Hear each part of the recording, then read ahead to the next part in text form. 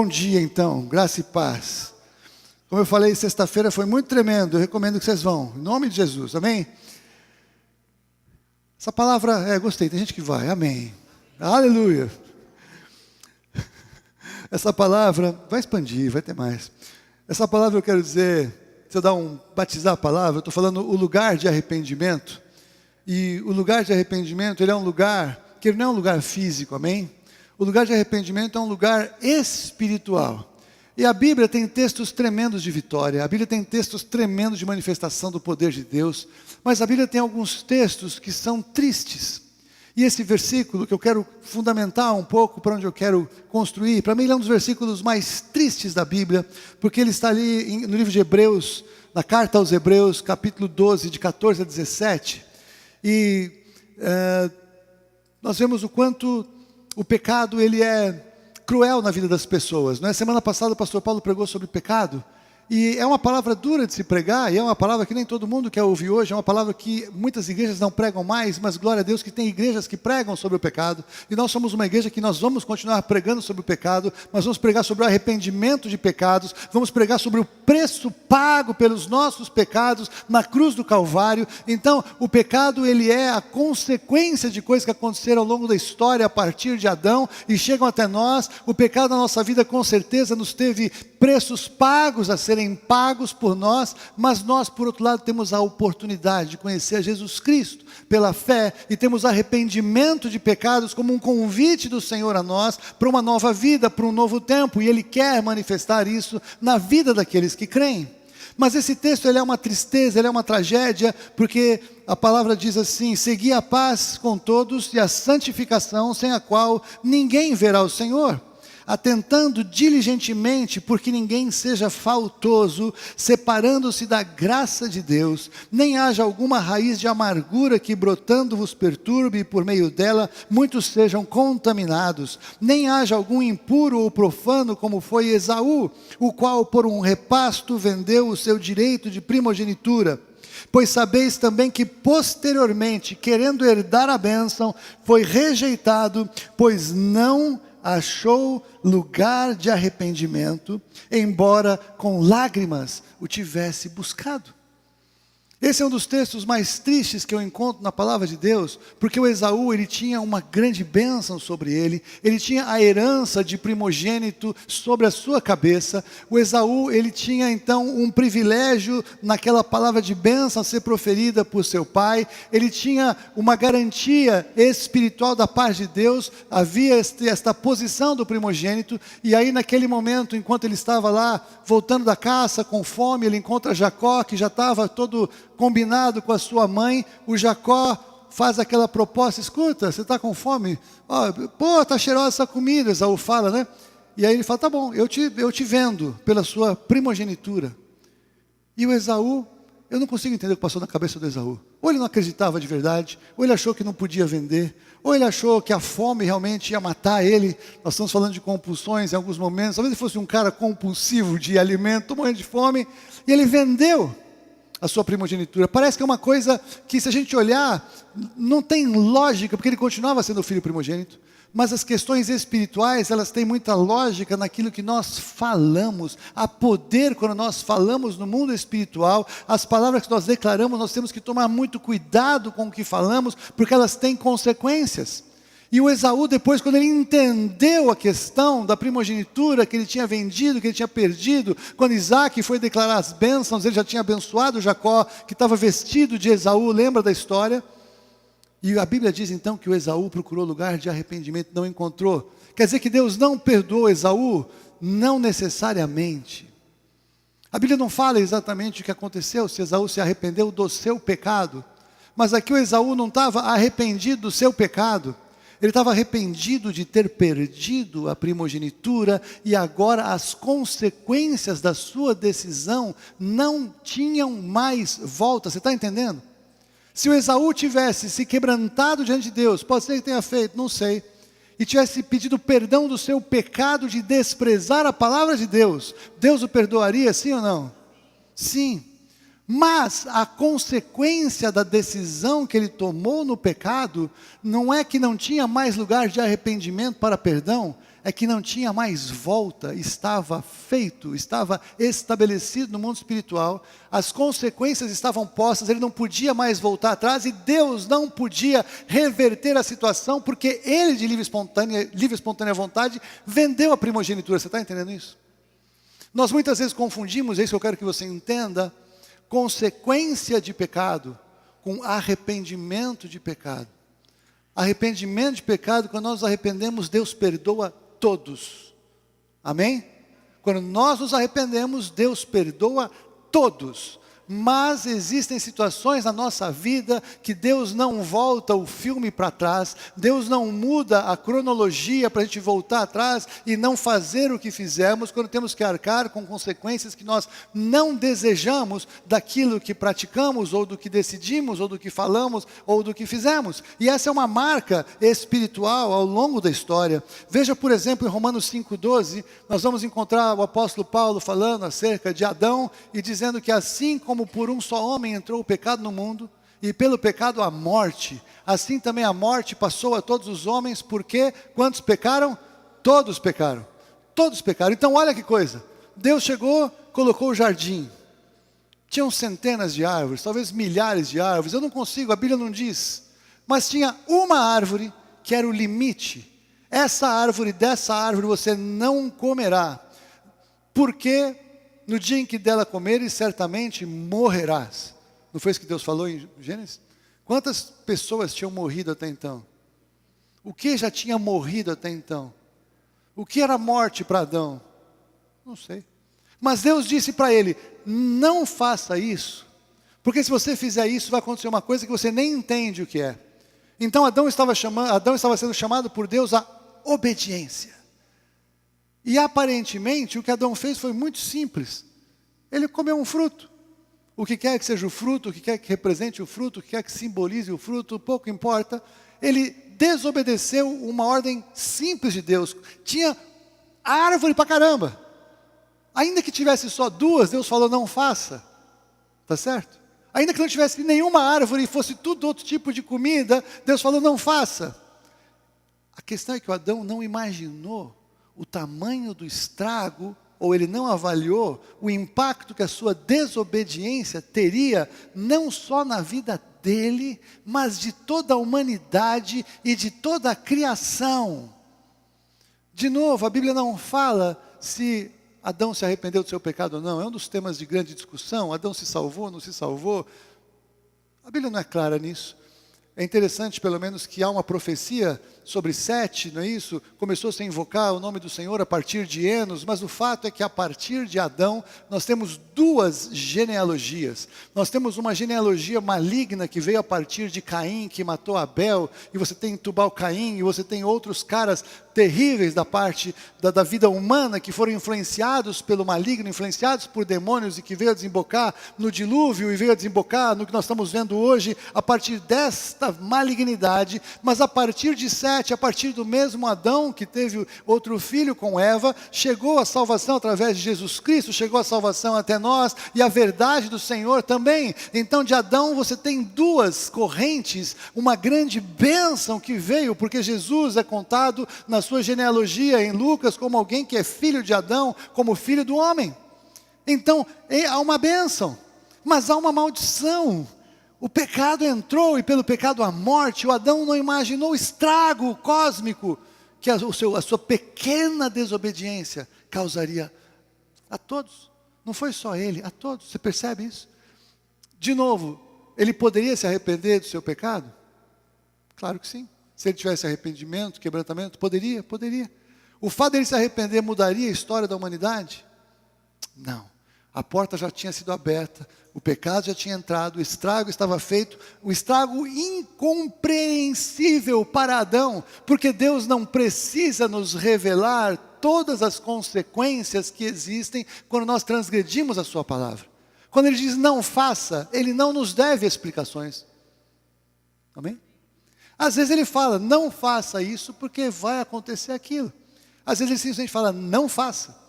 Então se a Bíblia diz não faça, não é porque Deus é aquele Deus de mão pesada, é um Deus castrador, é um Deus proibidor. É um Deus que nos ama.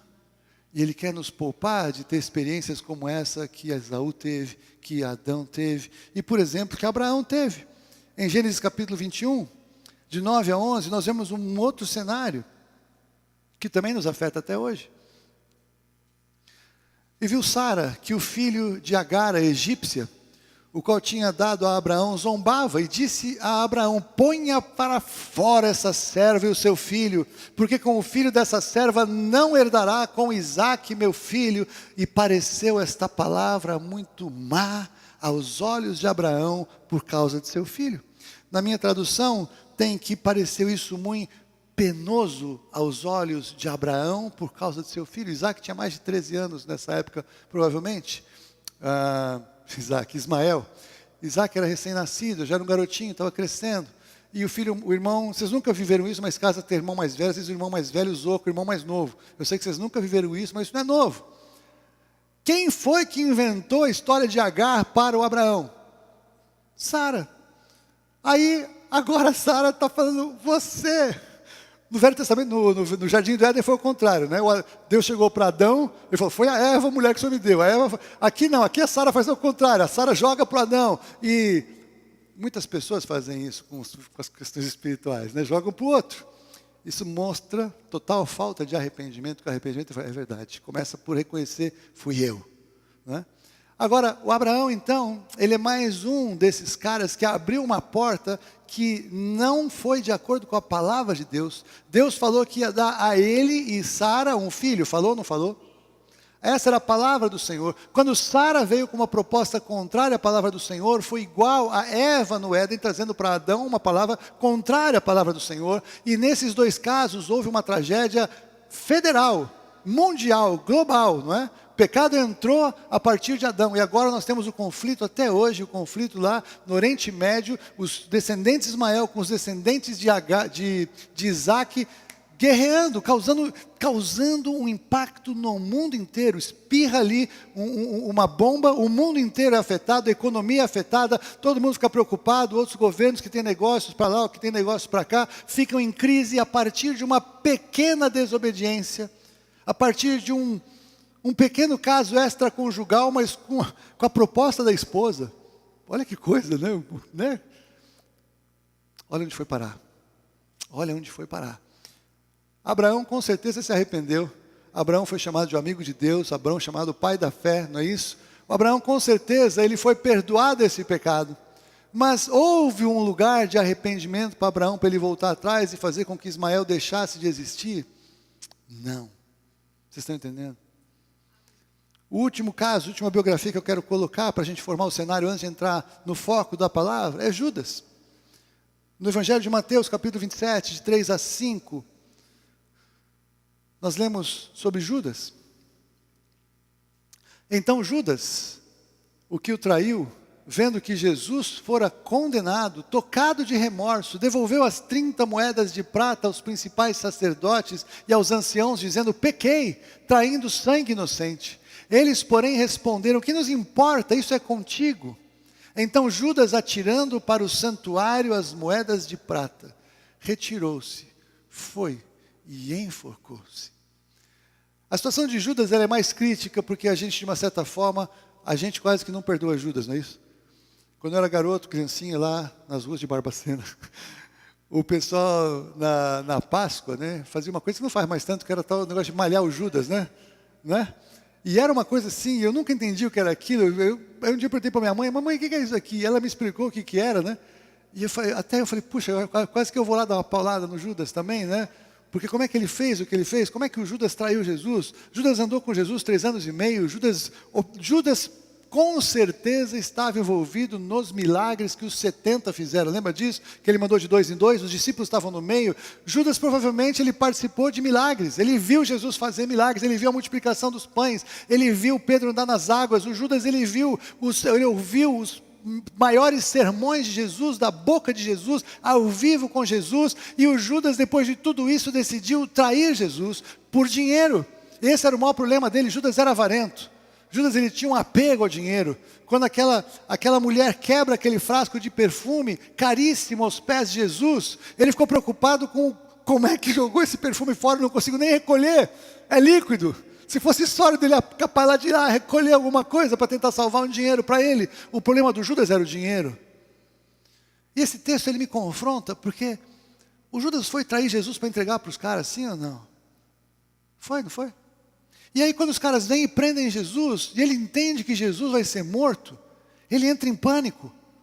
Eu fico pensando se ele tinha entendido tudo que ele estava fazendo ao trair Jesus, se ele mudou de ideia no meio do caminho, ou se a Bíblia fala também que Satanás entrou em Judas, ele fez o que fez totalmente endemoniado. Se nesse momento o demônio já tinha conseguido causar o estrago, aí o demônio saiu de Judas, aí Judas voltou a estar ele mesmo sem a opressão do maligno, e ele caiu em si o que ele tinha feito. E aí o desespero dele é tanto que ele tenta devolver o dinheiro, e os caras não aceitam o dinheiro, porque aquele dinheiro era um dinheiro de sangue. E esse dinheiro não podia nem ser dado no gasofilácio, esse dinheiro depois comprou um campo, um cemitério.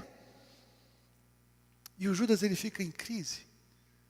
Se o Judas se arrependesse, ele seria perdoado, sim ou não? Mas ele traiu Jesus, seria perdoado, sim ou não? Mas ele negou Jesus, tomou dinheiro por Jesus, ele seria perdoado? Nós fazemos coisas parecidas. O Judas não achou lugar de arrependimento. Agora, Judas entregou Jesus. Judas colocou em curso a sequência que levou Jesus à cruz. Ele podia reverter isso? Não. Não havia mais lugar de arrependimento para Judas para mudar a história do que tinha acontecido a partir da sua decisão de trair Jesus. E a coisa é tão tremenda que ele nem mesmo viu Jesus ressuscitar. Ele se matou antes da crucificação. Judas nem soube o que aconteceu do lado de cá. Tristemente, ele soube do lado de lá. Mas tudo isso eu estou colocando como um pano de fundo para entrar no texto que eu quero entrar com vocês hoje. A essência é que, não vocês todos, mas muitos de nós, precisamos de lugar de arrependimento, amém? Nós, muitas vezes, nós paramos para olhar para a nossa vida e nós falamos, como que eu, depois que conhecia Jesus, neguei Jesus? Como é que nós negamos Jesus, muitas vezes? Quando Jesus nos dá uma palavra e nós sabemos uma coisa que devemos fazer, e nós não fazemos, nós negamos Jesus. Quando Ele põe o limite do que a gente não deve fazer e nós fazemos, nós transgredimos a palavra, desobedecendo a palavra, nós negamos Jesus. Por quê? Porque Jesus ele é a própria palavra, não é isso? Ele é o verbo de Deus, a palavra revela Jesus, a palavra e Jesus são um só. E nós que dizemos que somos dele, nós não podemos permitir que esse tipo de coisa entre no nosso coração, que esses pensamentos que vêm muitas vezes do inferno, soprados na nossa mente, como se fossem ideias nossas, nós não podemos admitir que esses pensamentos ganhem corpo, ganhem força e nos levem a tomar decisões na nossa vida, a falar coisas na nossa vida, fazer acordos na nossa vida, ou não fazer coisas que deveríamos fazer na nossa vida, porque fazer tudo isso é negar aquele Jesus que nós dizemos que é nosso Senhor e nosso Salvador. Ao longo da nossa trajetória cristã, nós erramos muitas coisas, erramos o alvo, que é uma das maneiras de se apresentar o pecado. Deus nos manda numa direção e nós vamos em outra direção e erramos o alvo. E nesse lugar, o diabo entra com uma tremenda acusação. E muitos de nós passamos anos dentro da igreja presos em coisas do passado, que Jesus pode nos perdoar, mas se nós nunca nos arrependemos, não receberemos o perdão que foi comprado na cruz do Calvário.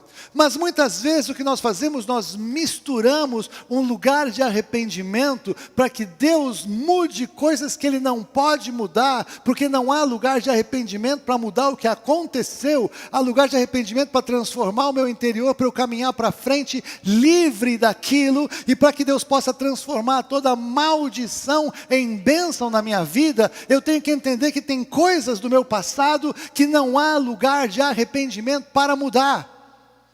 O que não quer dizer que Deus não tenha poder. Deus não viola a sua lei. O sistema de Deus, o tempo corre para frente, não corre para trás. E nós somos responsáveis pelos nossos atos. E nós somos responsáveis pelas nossas atitudes. Mas muitos de nós experimentamos a graça e o perdão, mas ainda assim, como nós estávamos compartilhando, nós tivemos uma experiência tremenda de oração. A porta está aberta. O cativeiro foi quebrado. Mas muitos não saem nunca desse lugar. Porque quase que se acham imperdoáveis por terem feito o que fizeram. Ou por não terem feito o que deveriam ter feito. E esses cativeiros estão ligados muitas vezes a situações que nós olhamos e estão conosco o tempo todo gritando. E as situações não vão sair de lá. Mas não significa que Deus não nos perdoa, não significa que Deus não queira mudar a nossa história a partir desta situação, que para muitos pode ser horrorosa. Situações de vida que nós somos confrontados e são insuportáveis, e estão lá gritando para nós o tempo todo: você pecou. Porque o diabo adora fazer isso. O diabo acusa do pecado. O Espírito Santo convence do pecado.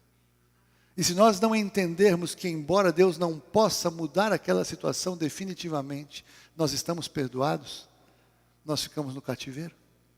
Mas se nós entendermos que, embora perdoados, nós temos muitas vezes algumas consequências para lidar, nós vamos perder o melhor da festa, que é Deus transformar maldição em bênção, que é Deus restaurar situações de tragédia, situações de glória a Ele, situações em que o diabo foi vencedor, situações em que agora o diabo será completamente envergonhado, por Deus transformar algumas coisas tremendas para a glória dEle. Quer dizer que vai resolver tudo? Não. Deus resolveu o problema do pecado no mundo? Sim ou não? Sim e não. Sim, para todo aquele que recebe Jesus Cristo como Senhor e Salvador. Não para todo aquele que permanece no pecado. Você está entendendo a diferença? Mas Deus envergonhou o inferno, despojou principados e potestades, Ele já esmagou a cabeça da serpente, vai completar essa obra já já, o seu reino é eterno, o diabo está condenado, então Jesus venceu toda esta maldição, Jesus está consertando toda esta situação, apenas na vida de todo aquele que nele crê.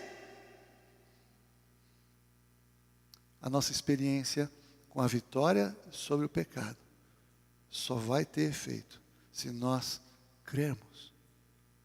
Nós olhamos aí fora, nós vemos o pecado cada vez pior estampado na humanidade, não é isso? Nós vemos cada vez mais o pecado entrando dentro da igreja de Jesus. O pecado causando estrago nas famílias de gente de Jesus, e parece que está fora do controle. E o Senhor disse que nos últimos dias seria assim, porque o Senhor reina. O Senhor não perdeu o controle de nada. O Senhor reina sobre tudo e sobre todos. E dentro do Senhor reinar sobre tudo e sobre todos, Ele dá a você e a mim a possibilidade de pecarmos. Decisões erradas, palavras erradas, palavras malditas. Palavras malditas são palavras que nós falamos que são ditas e são más, são perversas. Por quê? Quando elas são contrárias à palavra de Deus, onde vem a inspiração dessas palavras? Do inferno.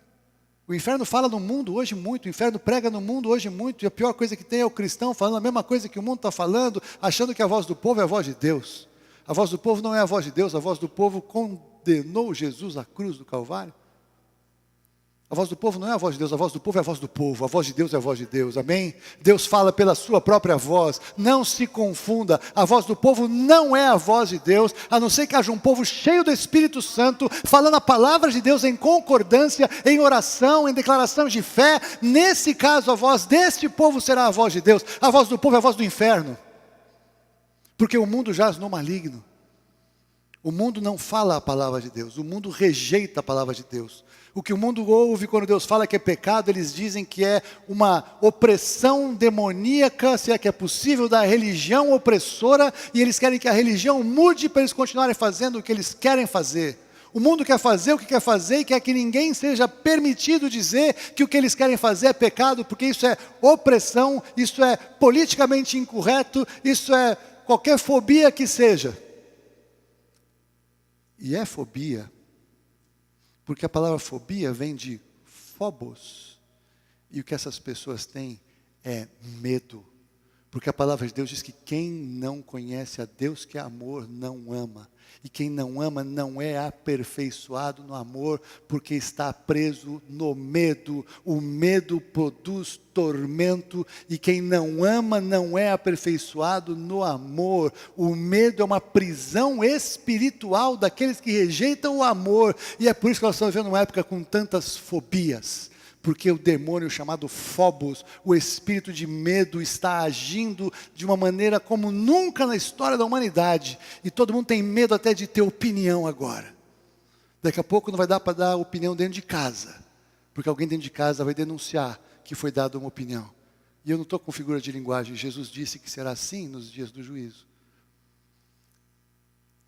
Mas se nós somos experimentados no amor, nós somos libertos pelo amor. Porque o amor não é todo mundo concordar e baixar as discordâncias religiosas para a gente ter uma religião única, para a gente se tornar ecumênico e vamos vencer o amor e perdoar, porque isso não é amor. Amor é Jesus Cristo crucificado na cruz do Calvário, por você e por mim. Isso é amor de Deus, isso é amor de Jesus Cristo, isso é o Espírito Santo nos convencendo deste amor, para que nós sejamos libertos e sejamos transformados, e sejamos livres de todo medo, livres de toda opressão, livres de toda acusação, porque agora se eu sou livre do meu pecado, porque eu entendo que Jesus pagou, a minha mente pode ser liberta e eu posso andar livre diante dele, porque agora, pois, nenhuma condenação há para os que estão em Jesus Cristo. Se eu estou em Jesus Cristo, eu não posso mais ser condenado por nada, nem por ninguém, porque se Deus não me condena, quem intentará a acusação contra os eleitos do Senhor? É Cristo quem os justifica. Mas aí, eu quero entrar então em Pedro. Como eu falei para vocês, eu estou incumbido de uma missão de resgatar a biografia de Pedro. Brincando. Eu falei outro dia que Pedro foi o único cara que andou sobre as águas, né? A gente não fala isso, a gente fala que o cara que afundou, ele andou sobre as águas, ele experimentou coisas tremendas, né? Com o Senhor, ele teve maravilhas diante de Jesus, e quando Jesus foi embora no início da igreja, ele andava e a sombra dele trazia a cura. Não era a sombra de Pedro que curava, era o Senhor que curava através da sombra de Pedro. Não seremos nós que operaremos maravilhas, mas o Senhor operará maravilhas através de nós, para a glória dEle, em nome de Jesus, quando cremos, e quando estamos cheios da presença dEle. Mas veja, Evangelho de Lucas capítulo 22, 61 e 62, aí nós lemos, então voltando-se o Senhor, deixa eu dar o pano de fundo, porque isso aqui é forte. Pedro, um pouco antes de Jesus ser preso, ele falou o seguinte: Jesus, eu nunca vou te deixar. Pelo Senhor, eu darei a minha própria vida. Lembra? Aí Jesus falou, você vai dar a vida por mim? Tá bom. Antes que o galo cante, você vai me negar 3 vezes. Eu imagino Pedro, como assim? Aí você vê Jesus operando como profeta que ele era, né? Jesus, muitas vezes a gente não percebe, mas Jesus, ele era um profeta, ele profetizou muitas coisas nas suas ministrações. E aí então, ele fala aquilo, aí Jesus é preso, vem aquele tumulto todo, aquela confusão, e aí Pedro vai com João, estão ali na casa do sumo sacerdote, que o João era de uma família que tinha amizade com o sumo sacerdote. Aí uma das servas da casa do sumo sacerdote olhou para o Pedro, você era um deles. De nenhum, que é isso? Não sou não. Vem uma outra pessoa, é você sim. Você estava lá, eu te vi, de jeito nenhum, sou eu. Aí vem um terceiro, fala, olha aí, até o jeito de você falar é igual o jeito deles falarem. Já falaram para você que você fala que nem crente? Já falaram para você que você fala pouco palavrão ou nenhum palavrão? Já falaram para você que a tua linguagem tem que ser assim, amém? E se zoarem com você, glória a Deus, é uma bênção ser zoado por isso. E aí o que o Pedro fala? Começa a falar palavrão, começa a praguejar. O Pedro quis dizer para ela que ele não falava igual aqueles que seguiam a Jesus, ele começou a querer convencer, falando palavras totalmente contrárias às que ele deveria falar. E nesse momento, canta o galo. Nesse momento, Jesus talvez esteja passando preso naquele movimento que estava naquela casa, ou talvez Jesus estivesse sentado num lugar, tinha um monte de gente na frente, aí sabe aquela cena de filme, sai todo mundo da frente, o Pedro acabou de falar, não sou eu, e ele olha. E Jesus está olhando ele nos olhos. O galo cantou. Pedro negou Jesus 3 vezes, com medo de uma criada, tentando disfarçar a fala dele. E Jesus o olha nos olhos. Então, voltando-se, o Senhor fixou os olhos em Pedro, e Pedro se lembrou da palavra do Senhor, como lhe dissera, hoje, 3 vezes me negarás, antes de cantar o galo. Então Pedro, saindo dali, chorou amargamente. Você já teve vergonha de Jesus? Você já foi confrontado pela sua vergonha de Jesus? Você já chorou por isso? Talvez a gente tenha mais facilidade de chorar por pecados escabrosos, quando tiveram consequências horrorosas. E aí nós ficamos confrontados com a consequência, às vezes é uma conta grande para pagar, é um problema insolúvel, e aí nós passamos noites chorando, mas chorando, por que eu fiz aquilo? Esse choro é um choro bom, porque, na verdade, Jesus estava sendo condenado e morto.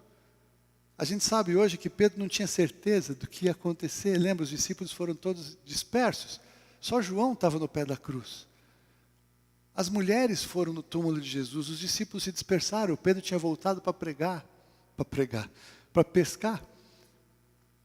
Eu fico imaginando o que passou na cabeça de Pedro depois desse momento, porque talvez foi a última vez que ele viu Jesus. E aí ele fica sabendo que Jesus foi crucificado, talvez estivesse lá longe, vendo que a crucificação aconteceu mesmo. Aí passa um dia, passa 2 dias, passam 3 dias. E se os discípulos tivessem entendido o que iria acontecer, que Jesus iria ressuscitar, estariam todos na porta do túmulo esperando Jesus.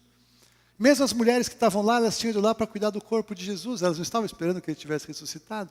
Um dos evangelhos fala que eles só entenderam o que Jesus disse, é o de João. João fala que eles só entenderam o que Jesus disse acerca da ressurreição depois que Jesus pregou para eles.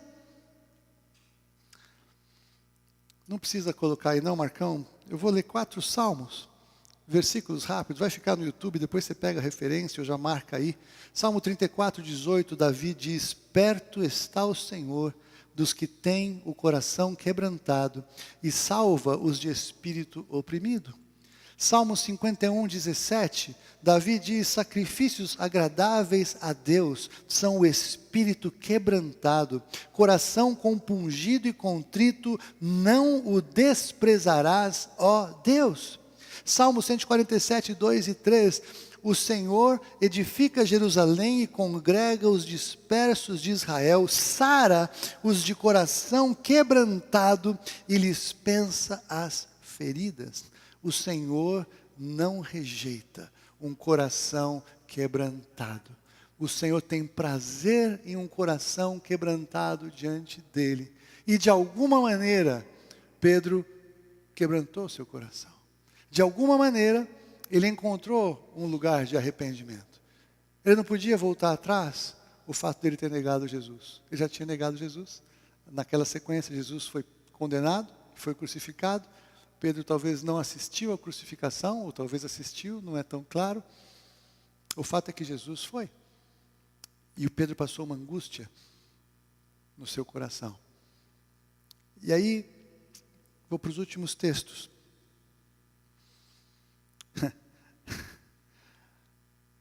Eu já falei aqui uma vez para vocês que Deus, Ele manda bilhetinhos às vezes, não falei? Às vezes Deus não opera aquele milagre de resolver toda aquela situação gigantesca que você precisa que Ele resolva. Parece que Ele não está ouvindo oração. Parece que Ele está longe, que nós estamos abandonados da própria sorte. Aí o Senhor manda um bilhetinho, uma situação pequena, diante de um problema grande, que é um pequeno milagre, é um pequeno detalhe, um pequeno cuidado da parte de Deus. Lembra disso?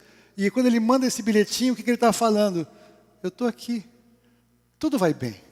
Não perdi o controle de nada, mas eu não vou mudar essa situação agora, tudo bem? Eu sou Deus, você é meu servo, então vai um bilhetinho para você, eu estou aqui, mas não vai mudar ainda. Fique em paz, você não vai morrer, não vai acabar, está tudo certo. Você está entendendo o que eu estou falando? É uma alegria esse bilhetinho, mas é uma tragédia esse bilhetinho que a gente quer que Deus faça tcharam, e resolva tudo naquela hora, não é assim? Mas ele manda o bilhetinho. Quando Deus faz isso, mais preocupado Ele está em nos transformar, em nos edificar, em mudar a nossa confiança das coisas para Ele. Mas Ele quer fortalecer a nossa fé, porque Ele sabe que numa certa dimensão nós somos pó, não é assim? Nós ainda temos uma velha natureza onde nós estamos presos, nós temos um tesouro em vasos de barro. E esse Salmo 103, 13 e 14, não precisa colocar aí não, Marcão, fica no de Marcos. Então, como um pai se compadece de seus filhos, assim o Senhor se compadece dos que o temem, pois Ele conhece a nossa estrutura e sabe que somos pó. Sabe qual é a vantagem disso?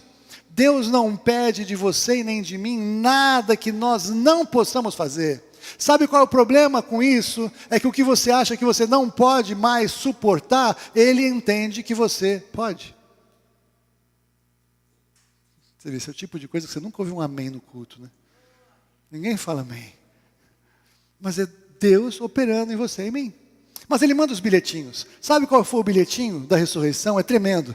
Porque as mulheres chegaram no túmulo. E aí tinha lá um anjo. Aí está Maria Madalena lá. E aí, o que o anjo fala? Ele diz o seguinte, pode colocar, Marcão, o Marcos 16, 7. Mas ide, dizei a seus discípulos, vírgula, e a Pedro. Não é tremendo isso? Eu fico impressionado com isso. Que ele vai adiante de vós para Galiléia e lá o vereis como ele vos disse que faria. Jesus, ele é tão tremendo no seu amor e nos seus detalhes que na cruz do Calvário ele estava sendo crucificado. Aí ele estava lá pensando em todos os textos da Bíblia que ele tinha que cumprir na cruz. E quando está tudo ruim, tudo no final, moído, desfigurado, ferido, acabado. Ele fala, eu preciso tomar vinagre ainda. Espera um pouco. Olha, eu tenho sede. O soldado romano não tinha lido a Bíblia para saber que tinha que dar vinagre para ele. Ele estava com sede. Mas o soldado romano cumpriu a palavra de Deus dando vinagre para ele. Ele está na cruz para morrer. Ele vê João e vê Maria, sua mãe biológica. E ele está preocupado com a Maria. Ele está preocupado com o João. E ele vai acertar a casa deles naquele momento que ele está morrendo, naquela situação horrorosa que ele está. Ele está morrendo, ele tem a chance de evangelizar o ladrão do lado. E de lamentar pelo outro que não quis a salvação, os dois na mesma condição, como a Bíblia fala. E aí ele morre. Vence a morte, vence o inferno, vence todas as coisas. Ele agora já sabe que ele venceu tudo, já sabe que é uma questão de tempo dele estabelecer o reino, sabe que está tudo sujeito debaixo dos seus pés, sabe que é o nome dele, todo joelho se dobrará e toda língua confessará no céu, na terra e debaixo da terra que ele é o Senhor. Mas ele está preocupado com os discípulos e ele manda um bilhetinho para Pedro. Avisa os discípulos e Pedro, que eu quero encontrar com vocês na Galiléia. Não é tremendo isso? Ele manda o anjo lá para dar um recado, e o anjo vai dar o recado certinho que Jesus escreveu para ele entregar. Só tem um detalhe. João 21, 14. Isso eu nunca tinha visto, eu vi enquanto eu estava meditando nessa palavra, para compartilhar com vocês. Já era essa, quando ele encontra com as pessoas, e aí o texto que nós vamos falar, o encontro de Jesus com Pedro, que é no Evangelho de João, que vocês conhecem, aquele que ele fala, tu me amas, espera um pouquinho. Já era a terceira vez que Jesus se encontrava com os discípulos, depois de ressuscitado dentre os mortos. Jesus encontrou os discípulos 3 vezes depois que ele ressuscitou. Ele tinha mandado um recadinho para Pedro. Sabe o que ele falou especificamente com Pedro nessas 2 vezes que eles se encontraram? Nada. A gente conhece aquela passagem, que é a sequência desse texto, em que Jesus fala para Pedro, tu me amas, Pedro? É nessa sequência. Mas nas 2 anteriores, Jesus não falou sobre isso com Pedro, não é tremendo? Muitos de nós recebemos de Deus uma palavra. Está chegando o tempo de cantar chegou, O tempo de dançar chegou. Eu lembro disso, quando a gente estava lá naquela fase terrível da vida, a gente foi uma manhã lá na Conde de Sarzedas, e é tremenda essa experiência, porque eu estava a antítese dos pastores que vão lá, né? Os pastores vão lá de terno, gravata, penteados, aquela superprodução, você fala, pô, esse cara é pastor, esse cara é bispo. Agora não está mais o que era, mas naquela época bombava aquele lugar. Eu estava tão mal com tudo na vida, eu estava com uma camisa jeans por fora da calça, eu estava de tênis, uma calça jeans velha, estava com barba por fazer, estava meio despenteado, era de manhã, só a Fúvia para andar comigo naquele estado lamentável, assim, que ela me amava mesmo, glória a Deus. Eu sei, só por isso, né? Só por isso, só assim é possível, né? Amor é cego. Aí, parei o carro, aí eu saio assim andando, aí vem uma irmã assim, sabe aquelas irmãs profeta, com cara de profeta, cheiro de profeta, unção de profeta? Aí ela vira para mim e fala, pastor! Aí eu já quase caí, que ela podia me chamar de qualquer coisa, menos de pastor naquele estado que eu estava, porque eu não tinha a menor cara de pastor, porque tem os profetas que acertam meio por amostragem, assim, ele dá uma chutada razoável na estatística, acerta, não é assim? Mas quando ela me chamou de pastor, eu já quase que eu caí sentado. E ela falou que o tempo de cantar chegou, o tempo de dançar, Senhor, chegou, assim diz o Senhor. Eu olhei para ela, eu falei, olha, tudo bem, você não tem ideia do que está acontecendo, né? E o que aconteceu naquela semana? Nada. O que aconteceu naquele mês? Nada. O que aconteceu naqueles meses seguintes? Nada. Mas a partir dali o Senhor tinha começado a mudar a minha sorte. Deus tinha algo para falar para Pedro. Mas aí o Pedro foi naquele primeiro culto dos discípulos reunidos, ele esperou, agora o Senhor vai fazer, chacarabalá. E o que Jesus fez? Nada, teve um culto normal, conversou com os discípulos, pregou a Bíblia, falou para eles o que eles tinham que fazer, contou um pouco as experiências dele na morte, na ressurreição, deu algumas outras instruções, acabou a reunião e o Pedro foi embora. Pô, ele falou para eu estar aqui? Eu vim. Haroldo Maranhão, parafraseando, não está escrito. Amém? Estou imaginando como eu, se fosse ele, pensaria. Não, acho que ele acabou de ressuscitar, ele ainda está reorganizando todos os pensamentos dele, afinal de contas, ele morreu, ressuscitou, o corpo dele está diferente, acho que tem alguns ajustes, que ele falou para eu vir, eu estou aqui, eu vim, e agora estou esperando que ele fale, então vai ter mais uma reunião na semana que vem, eu vou voltar. Aí o Pedro lá esperando o encontro com Jesus, o que ele quer falar comigo, né? O que ele quer falar comigo? E aí chega essa outra reunião e começa a reunião, aí a turma do louvor entra, tará, todos cantam, né? Adoro.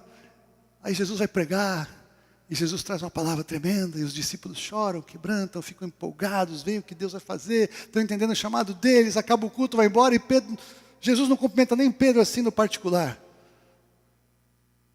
Aí vem a terceira reunião. Aí na terceira reunião, Pedro vem, e aí começa a conversa, e aí Jesus começa a falar com eles, aí Jesus começa a falar com Pedro. Você falou que você ia morrer por mim, né? Pedro, você me ama? Aí a palavra grega perde na tradução. Pedro, você me ama com amor sacrificial. Aí Pedro fala, eu te amo como uma pessoa especial. Aí Jesus, segunda vez, Pedro, você me ama? Você me ama com esse amor que eu estou falando? Aí Pedro fala, eu te amo, que quase eu gosto muito de você. Pedro, você me ama? Aí Pedro fala, Senhor, o Senhor sabe todas as coisas. O Senhor sabe que desse jeito que o Senhor está falando, eu não consigo, mas eu te amo. Por que você acha que Jesus perguntou 3 vezes para Pedro se ele o amava? Porque Pedro negou Jesus 3 vezes. 3 vezes. No terceiro encontro, Jesus veio para curar a Pedro, além de perdoar a Pedro. Porque o Pedro precisava ser fortalecido para ser quem ele foi chamado para ser. E o que acontece é que a partir dali, Pedro começa a passar por uma transformação tremenda. A partir dali ele começa a assumir uma liderança a mais no ministério apostólico. Então, quando Jesus fala para eles perseverarem, os 120 lá que foram, provavelmente ele chamou 500, foram 120 que estavam lá no cenáculo. Ele já chama o pessoal, olha pessoal, o Judas traiu, precisamos substituir, tem um texto aqui. Aí eles elegem ali um 12º discípulo de Jesus, e aí o Pedro se levanta e fala, e aí quando vem o poder do Espírito Santo sobre todos eles, quem se levanta para pregar é Pedro. Porque Pedro agora estava curado, estava perdoado. Ele sabia quem ele era. E ele estava, inclusive, pronto para morrer por Jesus, como ele disse que queria morrer. E Jesus o entrega para ser morto por ele. Muitos de nós passamos por situações na nossa vida cristã. Nós muitas vezes blasfemamos de Deus, blasfêmia gospel, dizendo que Deus não respondeu a oração que eu esperava que Ele respondesse. Deus não fez o que eu queria que Ele fizesse. Deus não fez o que Ele disse que faria. E Deus não fez o que Ele disse que faria, porque ainda não era o tempo dEle fazer. Mas Ele fará no tempo dEle. E nós, muitas vezes, nós emprestamos a nossa boca para o inferno e falamos coisas contra a nossa vida, coisas contra a nossa família, coisas contra a nossa saúde, coisas contra o nosso ministério, falamos coisas contra o próprio Deus. Nós falamos tudo isso e achamos que nós estamos exercendo nosso direito de filhos mimados e que Deus nos entende. Afinal de contas, é só um momento, Ele sabe que nós somos pó e Deus entende, mas Ele não muda o fato de que as nossas palavras têm poder. E que quando nós falamos coisas assim, nós negamos a Jesus a quem dizemos que servimos. Nós negamos a nossa posição que dizemos que temos. E muitas vezes o Senhor Jesus olha para a gente. E a gente, numa pregação, a gente é confrontado com aquele olhar de Jesus. Numa oração, numa experiência. O Senhor continua olhando as pessoas nos olhos com amor, mas com o desejo de falar, o que é isso? E talvez muitos de nós vamos num outro culto, esperando que Deus fale alguma coisa. E Ele não fala. Aí nós vamos num outro culto, esperando que Ele fale. E Ele não fala. E nós vamos num outro culto, e Ele fala. Mas Ele não fala o que nós queremos que Ele diga. Mas Ele fala o que nós precisamos ouvir.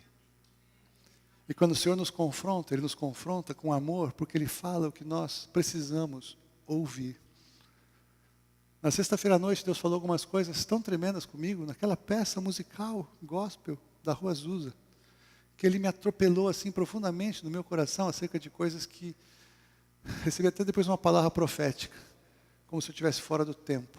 Tinha tudo a ver com aquilo. Deus fala. Ele manda os bilhetinhos inesperados. Talvez eu estou aqui hoje para te dar um bilhetinho.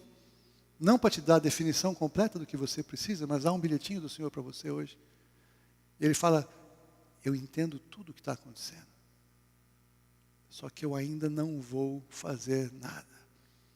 Ou, eu entendo tudo o que está acontecendo, mas para eu fazer alguma coisa é necessário que você se arrependa. É necessário que você não me negue mais.